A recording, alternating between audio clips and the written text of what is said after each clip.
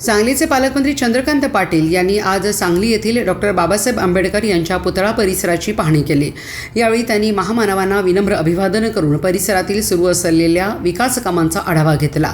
यावेळी जयंती महोत्सव मंडळाचे उपाध्यक्ष प्रफुल्ल ठोकळे, अनिल साबळे व पृथ्वीराज थोरात यांनी पालकमंत्र्यांचे स्वागत केले।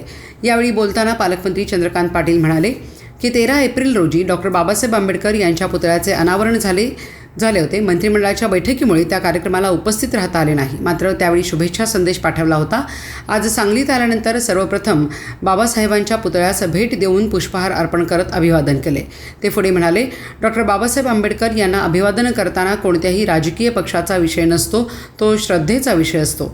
त्यांनी भारतीय राज्यघटना तयार केली नसती तर आज भारताची लोकशाही इतकी मजबूत आणि जगभरात आदर्श ठरली नसती। सर्व भारतीय त्यांच्या ऋणात आहेत।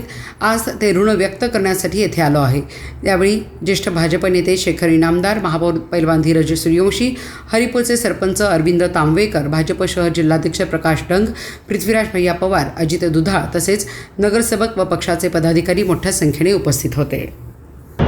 बोधिसत्व भारतरत्न डॉक्टर बाबासाहेब आंबेडकरांच्या जयंतीच्या आदल्या दिवशी या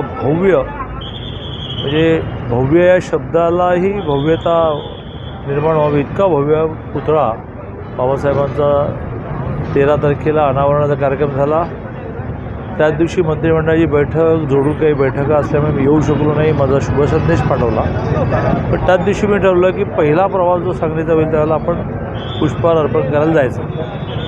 डॉक्टर बाबासाहेब आंबेडकरांच्या पुतळ्यासमोर अभिवादन करताना राजकीय विषय नसतो, तो श्रद्धेचा विषय असतो। डॉक्टर बाबासाहेब आंबेडकरांनी संविधान तयार केलं नसतं तर जगामध्ये सगळ्यात रुजलेली लोकशाही असं भारताच्या लोकशाहीचं स्वरूप झालं नसतं। त्यामुळे आपण सगळेच भारतीय त्यांच्या प्रति ऋणी आहोत आणि ते ऋण व्यक्त करण्यासाठी आज या ठिकाणी मी आलो।